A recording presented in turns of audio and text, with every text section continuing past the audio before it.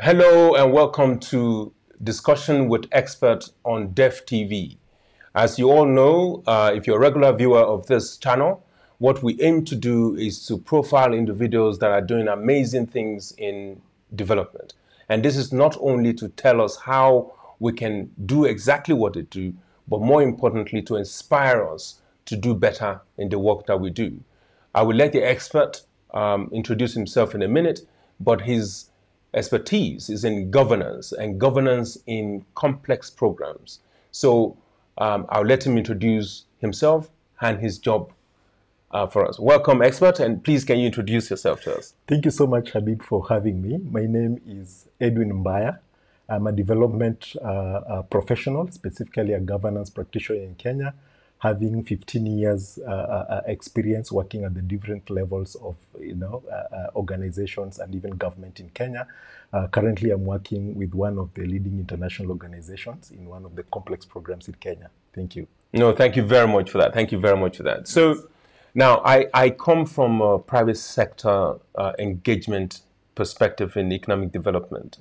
What is governance and where does it reside in terms of humanitarian relief and economic development? Where is governance in those areas? Okay. Thanks so much, Habib. So first of all, just maybe to demystify the term governance, because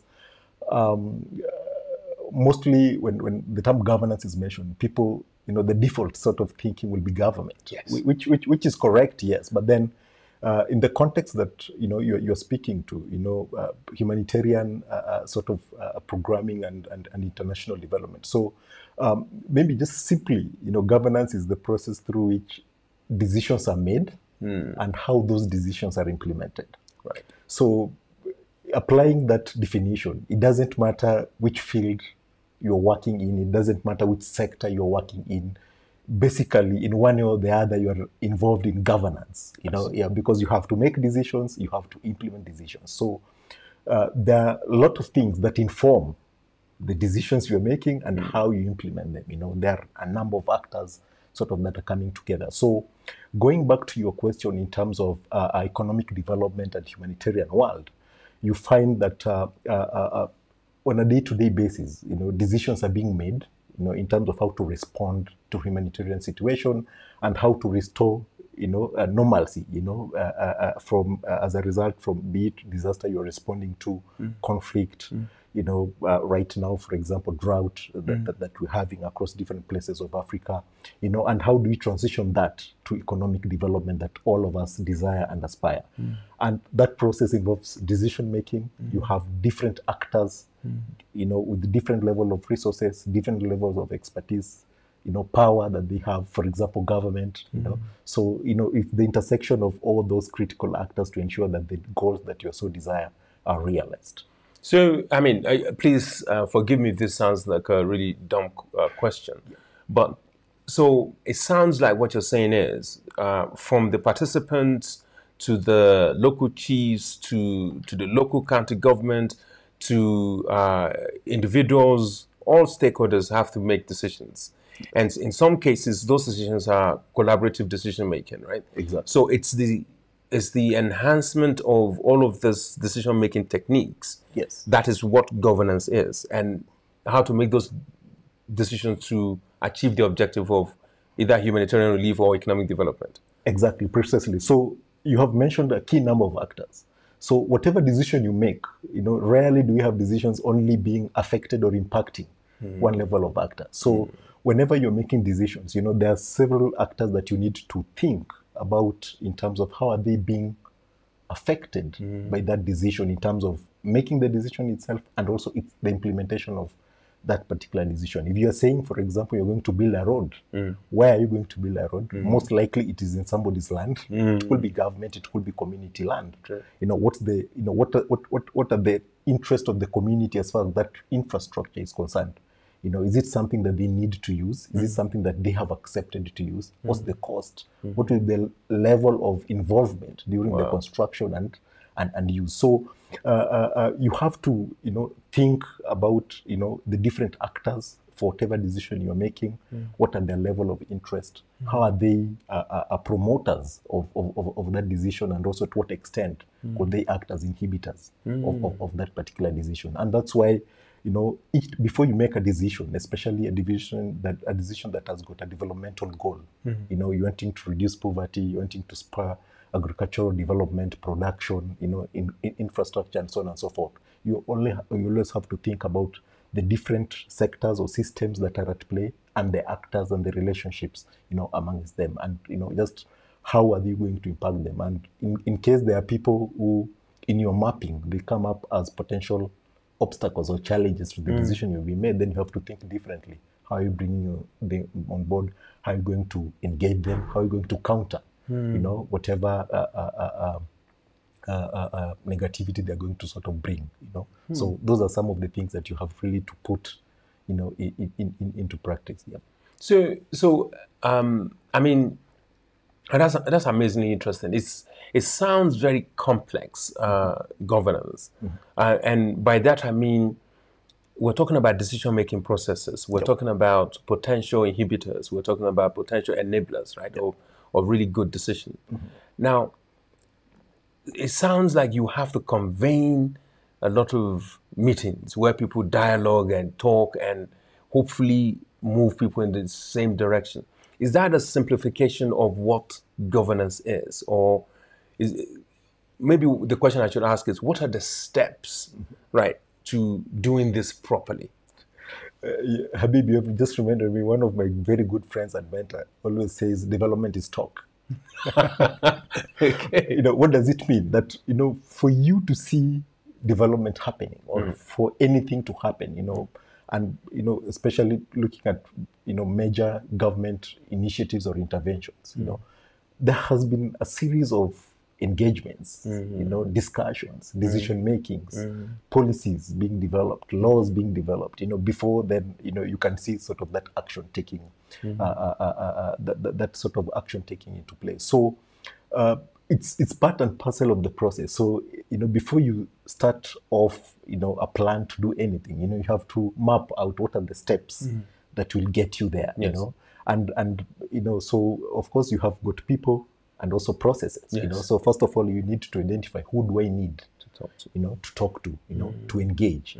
And, you know, in the development perspective, you know, the, you know, participants or potential, you know, the participants or the people that you're targeting with the interventions are very critical stakeholders, you know, in whatever decision you're going to make, because these decisions are meant to alleviate, be it their suffering or, you know, to support them in one way or the other. So their involvement is very, very key. And before you just involve them, you have to understand who are they, what's their level of awareness, how do you engage them, what are their interests like, you know, what working together with them to frame the problem, you know, so as really to understand, and they have to feel to be part of that particular problem.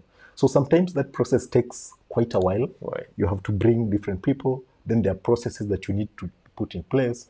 You know, a bureaucracy sometimes, you know, it's very, very key that really will deliver, for example, a particular service, you know, bringing in technology, bringing in expertise, bringing in tools. And then, of course, you know, if you're a government, you know, you need to think of policies, you need to think of laws, you know, creating an enabling environment that will allow you to do what you do. And then also key is also other critical stakeholders that are often forgotten. You said that you're coming with the private sector sort of lens. You know, private sector actors are very key stakeholders, specifically because of sustainability, but also because they have good resources that complements what government can do or could do. So creating an enabling environment, involving them, you know, to see the opportunities, because most of them, you know, are driven by pursuit for profit. So they need to see those opportunities that are there. They need to really appreciate that they are recognized, you know, and given a platform also sort of to operate, to address the challenge that, you know, you so desire. So, you know, it might appear complex. It's not really complex. If you wear the lens, then really you know where to start. Right. Yeah, you know where to start, and you can map the process and, you know, each stage in terms of how to go about it. I love that last example about the private sector, because what it sounds like is that you, as a professional, you are the interface really between a money-driven, commercially motivated profit-motivated private sector, and say government and maybe participants. So because you enhance decision making by all of these people, so the interest of each of these people have to be accommodated in the process that you put together. Exactly. Fantastic. How do you become a governance expert? What are the things that you need to do to become a governance expert? Interesting question, Habib. For me, I think it's interest, because as I explained, governance is everywhere in everything that you do. It's only that we have a perception that we discuss about governance when you're dealing with government, or we're expecting government to do that because probably they're the ones sort of making decisions. So for me, it's just level of interest and really appreciating what does it take to make a decision, especially decision that has got implications to other sort of actors who are either impacted by them, and most of the time the decision will the intention might be good, but then also you might have unintended consequences of some of those decisions that are so disastrous. So for me, I think it's interest. Education qualification, not so much important, though it is important. I did political science. I've done international relations as part of my undergraduate and master's program. Of course, but that was very critical in giving me the building blocks, to apply in my work. But I think for the last 12 or so years, I've been able to practice governance, in different sort of spheres and spaces. I've worked with political leaders, supporting the political system of the country. I've worked with subnational sort of government, contributing to building the capacity and creating, their capability to deliver the services, and right now, of course, bringing sort of that experience and that lens, in a complex program, to ensure that, the complex development goals we are pursuing is there. So basically, it's really interest, but then also, if you are lucky enough through education, you can. But then, from my experience, I work with different governance experts who didn't do what I did, in sort of in my studies. So for me, it's sort of that, having that framework in mind and sort of practicing it, and every day looking at opportunities to really sort of apply it. So I mean, it sounds like you have to be a deal maker, right? So you have to have interest in making deals. I don't. In this case, I'm not talking about commercial deals. I'm talking about brokering common interests for different people. I mean, to pull together, if we think in terms of complex programs, for instance, right? Yeah. So to pull together all the competing interests, to focus on this developmental goal, and find a way for all of them to coexist and work together with all of their competing interests. I think that's an amazing skill set. I mean, that's proper deal making. Would you agree?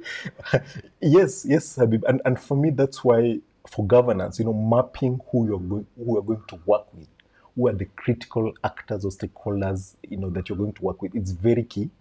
And really understanding them, like what are their interests, what's their stake in the game, So the moment you do that, then you are able to like really understand them, devise ways of approaching them, looking at strategic leverage points, even during those discussions, sort of that to use to either bring together and even know at what point you don't need to bring, two potential actors or antagonistic actors sort of together, because, and just really, and for me it's exciting because, you don't have 2 days that are the same. Yes. You keep on, tomorrow I'm working with you, today, tomorrow your interests have changed.